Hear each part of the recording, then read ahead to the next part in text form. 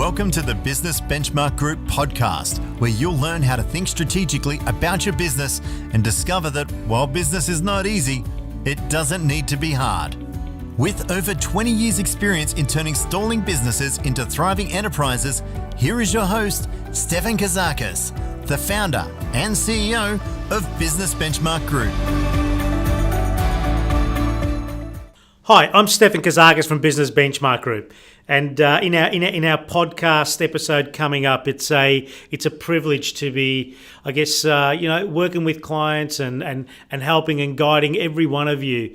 But what is also very apparent to me and the team here at Business Benchmark Group, every one of you has a story that's so worth sharing and ultimately using that as, again, the not so much the inspiration that just for the moment gets us going, but the inspiration that just confirms every one of us at every stage, good or bad, is an opportunity to do something, change something, be prepared to be nimble and be flexible and adaptable. And the case study, the client that we are going to be sharing a story with in this episode during our podcast is Julie Quinton from Quinton SUPA IGA in Warrandyte. Just a phenomenal human being with an amazing, journey in business and a much loved leader in the community, a much loved mother and grandmother, and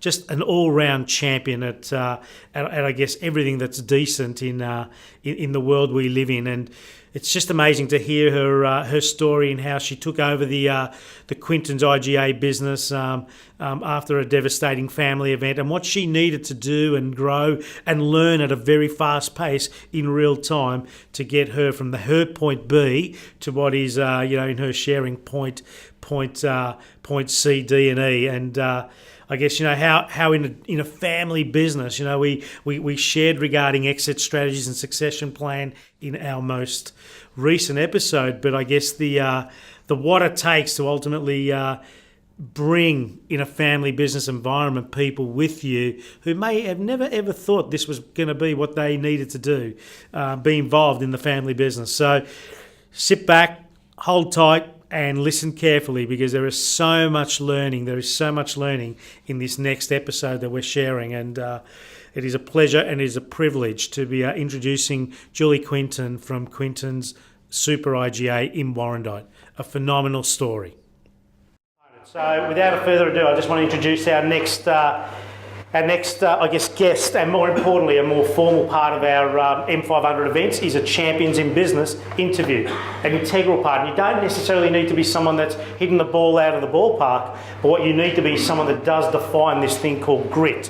You need to define, to a certain degree, an element of our theme, for which our theme this month is definitely succession plan and exit strategy, and having a very clear understanding of what is important to you, not so much just urgent, but what is important to you and how are you going about it. So I wish to just share a few things. I'm a mother, I'm a stepmother, I'm a grandmother, not me, the person we're just about to share, right? To 9 little ones who are all under the age of 6. I also offer a considerable element of support to my elderly parents. I own and run a supermarket which currently employs almost 100 staff members. In 2007, I took over the reins of our family business, Quinton's IGA in Warrandyte, after a devastating family event. Having had no prior experience in the business, we have survived and thrived since that moment. We have taken some brutal lessons, but we have consistently shone through, and we are in a position of growth. However, in the almost 8 years since my position at the helm, I have learned so much, lost so much, been knocked down countless times, have gained confidence in my own abilities, been at the forefront at leading a new direction in the supermarket industry.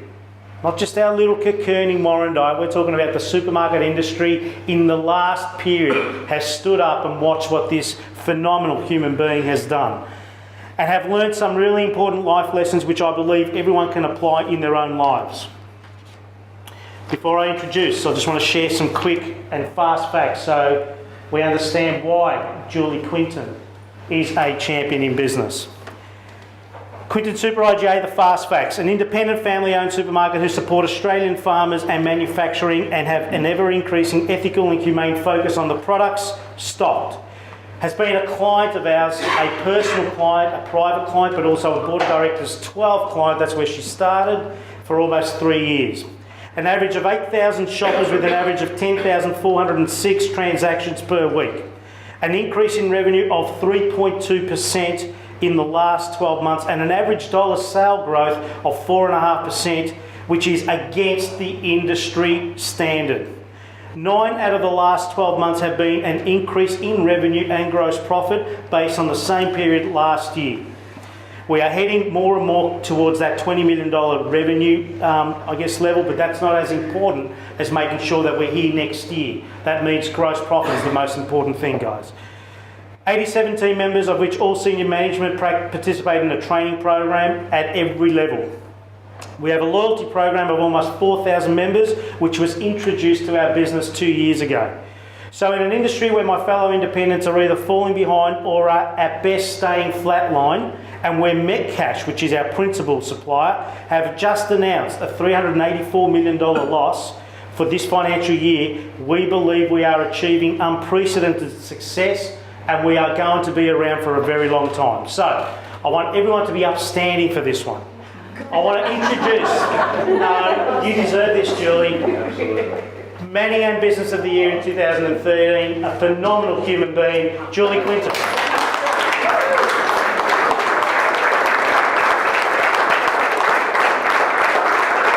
Just sometimes we just need to hear that round of applause. See, in Australia we go right out of our way to push that sort of stuff away, and if it's deserving, guys, don't get in the way of it. Does that make sense? If it's deserving, be okay for it. Gratitude is a key component of success, as is the acknowledgement that you're working hard and you're achieving what you deserve. Always a pleasure. Always a pleasure. What was the brutal truth at the crossroad when you needed to take over the management of Quinton Super IGA back then? Right, that was back in March 2007, late March 2007. God, now I'm going to cry. My husband, Brian, who we'd met at school when we were 11, I was in love with him for 3 years and he wouldn't look at me. And anyway, we ended up in a great friendship group, very great friendship, innocent, very innocent, great friendship, married different people, went our different ways, and years later discovered each other had divorced and came back together in 2001. So we'd only been married 4.5 years. And Brian was diagnosed with pancreatic cancer. And 4.5 months later, he died. God. So that was a moment, thanks, sorry. God, I didn't think I was going to be crying this morning. Everybody's okay. So suddenly our lives weren't where we thought we were going to be. He bought this business in January 2000, and suddenly in 2007, I made a promise to him to continue on the business. He had 3 children. He had 3 kids. I had 3 kids. And I made a promise to him, because at 49 years of age, he realised that he was never going to meet his future grandchildren. So he wanted to leave something so that they would always know he was here and he had them in mind. So that's my goal, that's my passion. We changed the name from Victory, IGA, to Quinton's, which is Brian's family name, and as a testament to him. And the dream is that I carry the business on. When I fall off the perch, it goes on to Brian's children, who none of them are actually working in the business. They all have professional careers. I have 2 of my 3 children are working in it, and my aim is to make this something that Brian's children never want to sell. So my son Dale has now taken over the reins. Dale's now 31, and for the last few years I've been building him up to a stage where he can do it and he is, and he's doing an amazing job. So that's my passion, that's my dream, and it's not about money, it's not about it, it's about family. It's exactly what Grant said, it's all about family. It's all about wanting to know that our kids are okay and we're creating something that's going to go on forever. Brian's kids are now so excited with it.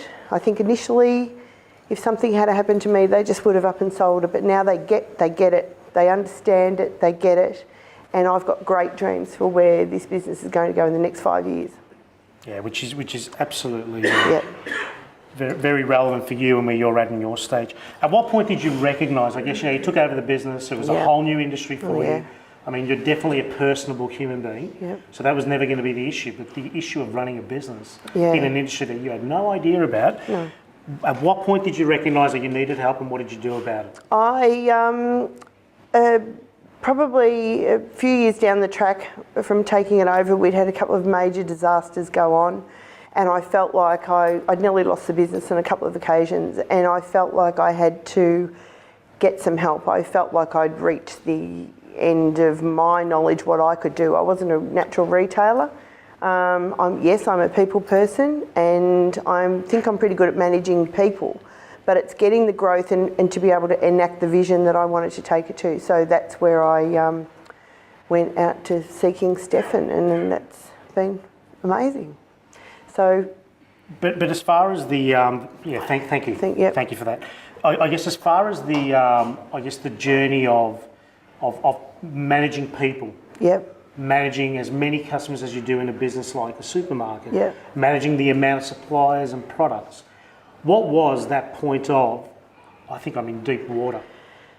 Well, it was probably the fact that I had nearly lost the business a couple of times. I was exhausted, and I felt like, how can I keep bouncing back all the time? How can I don't have that knowledge to be able to get it onto to be able to cement it and grow the people. I needed some help with how I can change the culture, how I can change the people. So I guess it was probably more so just out of absolute exhaustion. So when you think about where we are right now, and Dale, for everyone's understanding, who's Julie's son, who has recently just been appointed as the general manager of this machine, and it is a machine, it's a monster. It's a big, big business with a lot of variables, a lot of floating parts that need to be all working in the same direction. So to Dale's, I guess, disappointment, he had to almost go through an interview process. He needed to go through, the same opportunity as it was when we went out to market, and we had 3 or 4 genuine, strong candidates that applied for the same job, and it was never a gimme that Dale was going to get it. Do you want to talk through that? Because again, when it comes to succession planning, and the obvious one for many of us who have generational opportunity is to give it to our children. And sometimes that's not the best decision. It's not. And if you go through that without a process, it will get you into trouble. So can we just have a chat about, not only that specifically, but what that means for the future of the business? Obviously, my passion has been to build up the family to be able to take over, because I really believe, you can get some great people. But in my case, I'd been burnt a few times, and I really knew how passionate my kids are about it. They've got a reason to be passionate about it. They understand. I mean, I think everybody that works there understands why I'm doing this and where it's going. However, I was really concerned with Dale as to whether he was going to be the right fit. He's been a late maturer, as a lot of males are. Some of them very late. Dale's now 31 years of age, and it was like suddenly his 30th birthday came and something just switched on with Dale, and he gets it. And however, he's got a great understanding. For probably the last 2 years, he's been, we've got a full-size supermarket, so for the last 2 years, Dale has been overseeing all the fresh departments, and we've seen growth in all of those areas. But whether he was ready to take over the whole thing, I wasn't sure. I actually spoke to a very experienced older person who's probably in their mid-40s, who could have walked into this and probably turned it on its head. But we decided, I almost went with him, and I've decided to give Dale the opportunity, and we said we would give him 6 months. And it's only been 6 weeks, and the turnaround's been phenomenal. He's got skin in the business, he understands it, he's got the passion, he's got the drive. He wants this to work as much as I do. And I'm just so thankful. Stefan helped me ease into that, because it was a tough decision to make, to put the faith into Dale. I'd been let down with him a few times in his earlier years, and I was a bit afraid that he wasn't quite ready to do it, but he's certainly ready to do it, and he's at the perfect age, and he's just running with it and proving to everybody what a great success it's going to be. So, how do you view your industry and where it's going, and what exactly have you done that's just for your business, which also gives us a roadmap for the future, is defining our way of doing things? Okay, so the supermarket industry, as you get bombarded on the television, it's all Coles and Woolies. In fact, Coles and Woolies control 85% of the supermarket industry here in Australia, and that's unheard of anywhere else in the world. So our government's allowed that to happen. Now with Aldi coming in and Lidl are coming in, Aldi's actually the silent assassins. They're just creating market share, they're just sneaking up. In fact, probably just over 12 months ago, we had a regional meeting for the eastern suburbs of Melbourne, and we were told 27 Aldis had opened in the eastern suburbs of Melbourne. They're just quietly just popping up everywhere, and they're just taking market share. And the independents are just losing the battle. And our problem is Metcash, who we get our groceries from, they're doing their deals with the suppliers, and then they keep their margin, and so it's not like the direct suppliers with Coles and Woolies that are buying directly and they can cut it right down.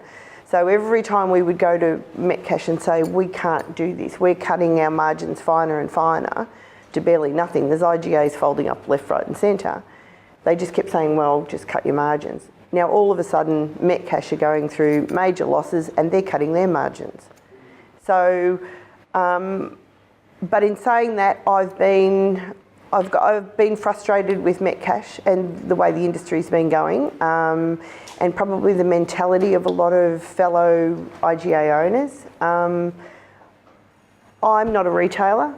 I've come into this business as a shopper. So I'm a mum who's bought for my kids. I know what I look for, and that's what I've implemented in my business. So after a little while, Stefan helped me see that actually, to all of a sudden stop worrying about what the others are doing, just focus on what I'm doing. And since I've done that, our success has just kept growing and growing. We've really cemented a following.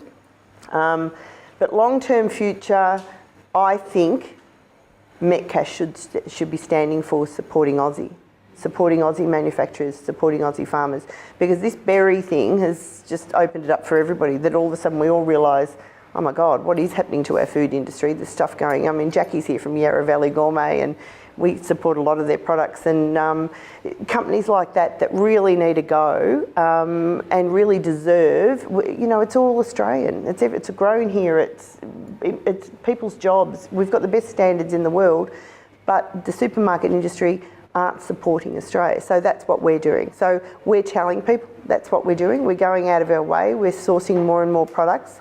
Humane, ethical.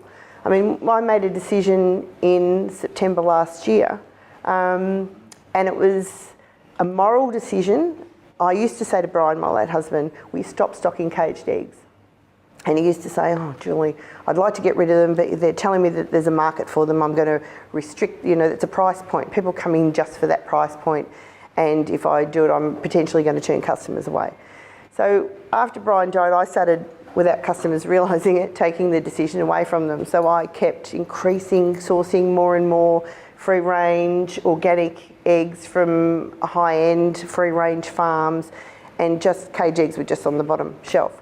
And then one day in September last year, I saw a photo that Animals Australia had sent out on their Facebook page of this poor creature that I didn't even know what it was, and it turned out to be a hen from a battery farm. And I went in that day and I just said, put a sign up, no more caged eggs, we're not stocking them anymore. And my silent little thing, in fact 6 weeks before, one of the managers from Metcash had been out and I told him that I was going to stop stocking caged eggs, and he said, are you an idiot?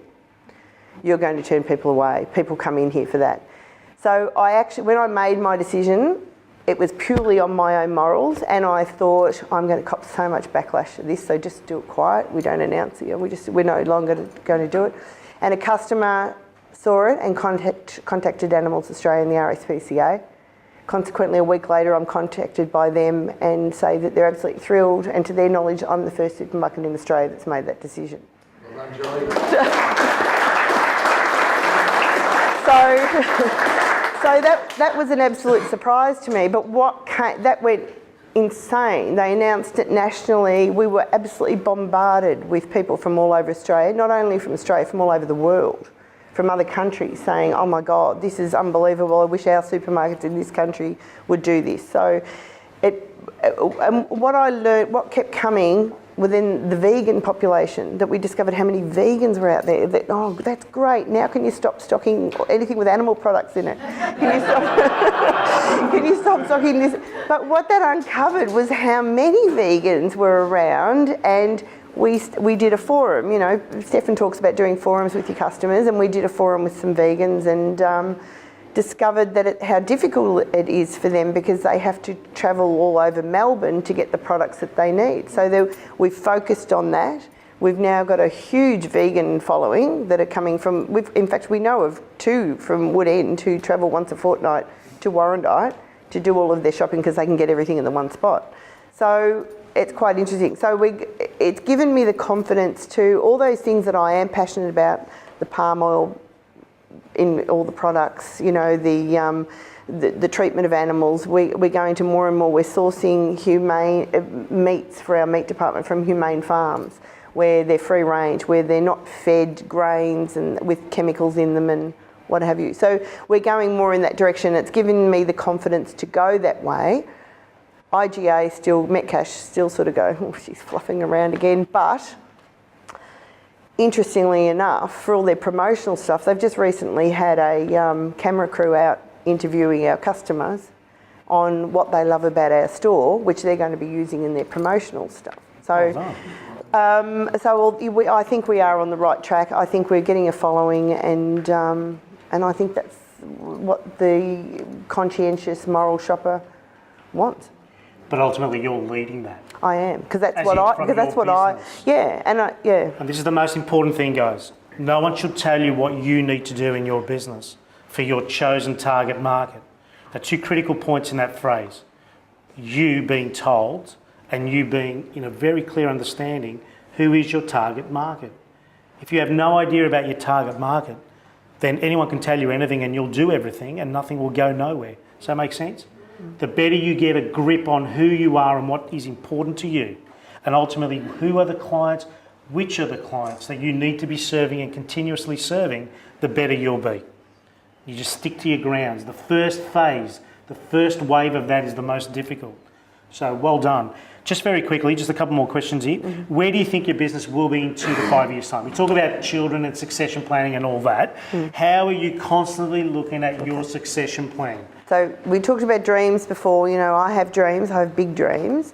It would have been easy just to sell up, but that's not what I want to do. My plan is to have another business within 5 years. My son's telling me we'll have it in 2. It may not be the same model as what we've got, but that's what we're going to do. We're creating a name for ourselves, and we've created a brand that people travel to shop with us because of. So we will look at having another business within that period, and hopefully then more. And then on with that, then I will create a structure in the business where then Brian's kids will become incorporated. We will have like a board structure. We will be making decisions like a real business. And I see this going on for these little grandchildren that are coming at a mighty rate. Is it 9 under 6? Is that what? No, it's 9 under 6. 9 under 6. Yes, there you go. They are coming at a rapid rate. They are. Life is good. Well done. It's great. Questions? Any questions? Julia. First of all, I just want to say I love IGA. I only shop at IGA. It's good to hear. So I can tell that they are sourced ethically and they have beautiful local brands and things. So, but my question was, my husband and I run a business together. Through working with Stefan and Damien, we're working very hard to sort of extricate ourselves from been relied on solely. But unfortunately at the moment, my husband brings in all the business and I feel like it really relies on him. So do you have any advice for me what I should be doing now? You know, Stefan said to me one day, we were talking about getting someone and employ someone, and I said, oh, I can't afford it. And he said to me, why can't you afford it? And I said, oh, well, you know, we're trying to keep costs down, and he, you know, let's just pick up a figure of 100,000. Let's say you had to pay someone 100,000, and Stefan said, but how much business would that mean to you if you got that person worth that money? And all of a sudden that was a light bulb moment for me, that he's right. You get the right people in there that can take over. I've now built this up to a state that I don't have to be there all the time now. I can go away for a month and know that it's all ticking because we've trained everybody so well that we'll just go without them. So you really need, I think, you need to get someone else who can also replicate you. And I mean, you get another person, that's two people bringing the work in. So that would be my advice to, and money can be a constraint, I understand that, but then if you look at the bigger picture, you bite the bullet, you pay that extra wage, but you have stipulations on what's expected and you're monitoring that person all the time. You could be bringing in twice the amount of work and then all of a sudden you've got backup. Julie, it sounds like net cash is in some ways a hindrance to business. At what point do you sort of say, we're now at a stage where it's standalone and break my deal? Yeah, well, I've been... I am on video. I still need them. I still need them. But no, I have seriously considered dropping the IGA logo because sometimes I think that is a hindrance. I'm just sitting tight now just to wait and see what they do with this. They're finally getting a proper marketing campaign, which I've always, it's been a frustration. Yeah, well, we've been doing that price match. We all had to sign up to price match. I was against it, but it's their only chance of survival. And they've now got a forward-thinking marketing campaign, which is probably the best I've ever seen so far. So, but yeah, that is on the cards, that potentially we might just become Quinton's Fine Foods or Quinton's something or other. And but I would still be supplying, you know, obviously I would need the Kellogg's and the Arnott's and everything need to come through a wholesaler. But I actually don't follow the rules as far as that goes. I think I'm meant to get 85% of my stock through Metcash, but I go to directs like Yarra Valley Gourmet and things. We have so many directs. But they don't say anything because I'm doing so well, so... The key is if you're doing well. Yeah. You're allowed to bend a few rules. Well, yeah. Eddie? Just wanted to ask you a question. Mm-hmm. I get you'd like the family to keep the business and you'd like to keep the family, and I get all that. Yeah. I actually want to come work with you. That's it's amazing. But I get Can that. you do my hair every day?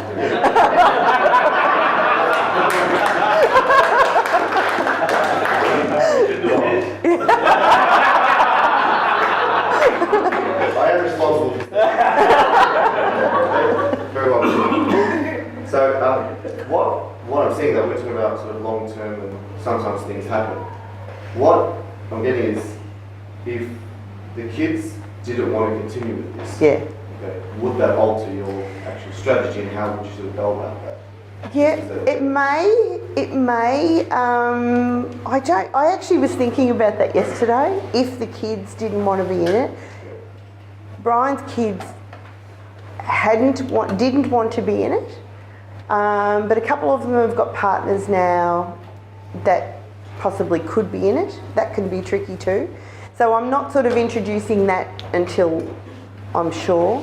But yeah, in saying that, I still think if you get the right people and you look after the right people, so if you identify who can grow with you, who you can take on the journey, and whether it's some sort of profit share or something that you're giving those people to keep them passionate about the business, it's about developing that culture, I guess, isn't it? So if you haven't got the family, then that would be the way to go. One thing I don't get is, we talk about right people sometimes, but from where I look sometimes is people look to you the way that they actually look. So if I think Stefan's the right person, everything Stefan does is going to be right. This is how It's an attitude. Yeah, so it's more of a thing. So I get that, but you know, the other thing that I'm finding a bit hard to see is at the moment your partner's kids are not involved in the business, and your kids are. Yep. But God forbid, and may you live a long life, but when you know, if one pass away, the business is going to go into your partner's kids. So that's what you. Unless I get another business, then we'll sit down, we're going to have a big family meeting and we'll change all the rules. But so far, that's sort of where. So far, that's the conversation. Yeah. We are living that as if it was today. Yeah. In a strategic conversation. Yeah. So we're role playing that. Okay, Julie, what would happen if? How would that work for us? Is this okay with you? Yeah. So we're doing that. If your kids are already there, then Yeah. our partner's going to be The involved. kids, the children that are there at the moment, Yeah. the children that are there at the moment are there in accordance with a KPI driver accountability structure. They have no God-given right to be there. Does that make sense? So they're employed. And this is the Yeah, difference. we're employed. This is the difference. The challenge with family-run businesses, and I'm born and bred from one, is that it just gets passed on because that's just the right thing to do. Well, not in this day and age. It's not. You will not leave a legacy or a returning aspect of a business that has an opportunity to do that if you're just saying, it's 60% right, I'll get him to do it or her to do it because that's my daughter or my son. That's just not the way 2015 rock and rolls anymore. I've got one more question. This is a Very quickly. this one always gets me. I walked into the supermarket and I was looking for chicken. And I found a chicken breast that said RSPCA approved. But I thought RSPCA dealt with live animals. So that means, RSPCA have approved the conditions on that farm. I get it, but then they end up dead, right? Yeah, I know. Start eating vegan stuff. Okay, last question because we're going to get rock and roll with the think tank, guys. Okay, just very quickly, Leanne. Not a question, Stefan, but I am from Warrandyte. We support Julie in her supermarket. One of the best things about going to the supermarket is it's always so beautiful and clean, and the staff are always so friendly, and her passion for local producers is just phenomenal. So, thank you. Absolutely. One of the first conversations Julie and I had were, it's just so hard to get young kids to be committed. I said, the moment you start treating them like this is their launching pad to the customer service career for their life versus they're just checkout chicks, the moment you change your language around that, you'll have people that want to be with you for the rest of their lives, and we've mastered that. So the whole thing about cleanliness, structure, courtesy, product has got to be A grade, and if it's not, it's in the bin. That, to the best of our ability, as conscious as we can be, is the way we go forward. And can I just say, can I just say, our staff don't turn over like they used to. We've created a culture now where they want to stay. We've got uni kids that are doing engineering degrees and aeronautical degrees and absolutely everything. They're our duty managers. These guys have got the keys to the place. They've got everything. We look after them, but they don't want to leave. And often they'll go off and start careers, even apprenticeships or whatever it is, and they come back and they still work. But what I would say to you, to identify, take the people on the journey with you. Let them know what your passion is and what your dream is, and show them the opportunities that are there for them. And maybe that's a way of getting them to really give you more input and passion. Julie, one final question I have to ask you. What would you say to any only the serious business owners in the room regarding Board of Directors 12, the program? I think it's fantastic. I mean, when my son, Adam, I've got one child who is not in the business, he's an electrician with his own business, and he signed up with Stefan and a few years ago, and Adam said to me, "You've got to go and see this guy, Mum." And I'm going, "Oh, serious? Like, what's he doing this business for? If he's that good, why isn't he doing his own?" And said, "Well, this is his business." And then meeting Stefan, and Stefan has been so grounding for me and showing me direction. I'm a bit of a visionary. I have that idea and this idea and then which one am I going to go with first, and how am I going to get there? And he's helped me channel that. He's helped show me what is really important. We've brainstormed so many ideas where I've wanted to go, but then haven't had the confidence, and he's shown me how to get there. And Stefan's been invaluable as to where we are now. I just recommend anyone who's thinking about it, do it. I mean, I don't have to say that, but I just know what he's meant to our business has been amazing. My son Dale has been under Stefan's guidance now for the last 12 months, I suppose, 18 months, one-on-ones, and that has been really instrumental in getting Dale where he is now. He just gets it all of a sudden. He just understands it. All the dots have joined, and just do it. Just do it. That's what I'd say. Thank you so much. Round of Thank applause. you.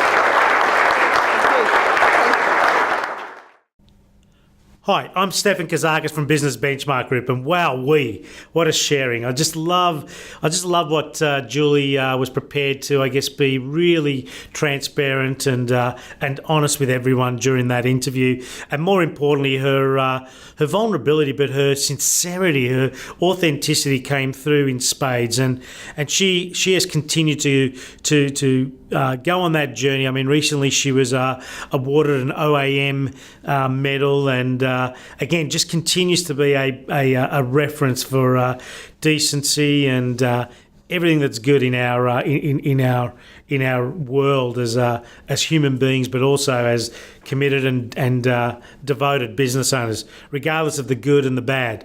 And I just love what she said towards the end there regarding, take the people on the journey with you. Let them know what your passion is and what your dream is, and show them the opportunities that are there for them. That will make them and give them a greater chance for more input and greater passion. And one of my greatest learnings in my journey as a business owner and a business leader, and consistently in the good as it is in the bad, the reference point of passion is not a genius. Passion is not something that I can read in a book and go and do it. Passion is something that comes from deep down, and it's in that place called the fire in the belly. And passion is not a genius. If you're going to do something, do it great. If you're going to do something, be honest about, hey, maybe right now is the time for me to be at 100%, but tomorrow I'm back. There is so much to learn from what Julie just shared from us, but there is so much to learn from your own journey. Be okay to reflect. Be okay to be really clear about what's working and what's not working. Be honest. It's okay. Be really clear about what happened this week that should not have happened. What didn't happen that should have happened. Be really clear about that. Be so accountable to the answers that those particular questions deliver for you. And more importantly, be okay that, as long as we're clear about what did work and what didn't work in the past, we have such an opportunity. We have such an opportunity for being really clear about what is the opportunity and or iceberg that is looming, and what is the gap that needs to be closed in. What is the gap that we need to ultimately reduce as the obstacle between where we are and where we need to be. I'm Stefan Kazakis, Business Benchmark Group. We make a difference. We are committed to continuously making a difference. We have a Board of Directors 12 program starting in a week's time. We really, really, really encourage every one of you to help us as we continue to help you, to introduce us to people that you believe are business owners on the crossroad for the next level of greatness. If they have 5 or more people on their team, please do your bit as we will continue to do our bit to grow this community as a movement, as a force. I'm Stefan Kazakis, Business Benchmark Group, where every small business owner can achieve big business success. For more information about Business Benchmark Group's coaching, education and training programs, visit businessbenchmarkgroup.com.au or call 039001 0878. If you liked this podcast, please rate it on iTunes, Stitcher or SoundCloud and leave feedback as well. Stefan shares so much value in all his podcasts, and we encourage you to go through the archives and listen to other episodes of the Business Benchmark Group podcast. Thank you for listening.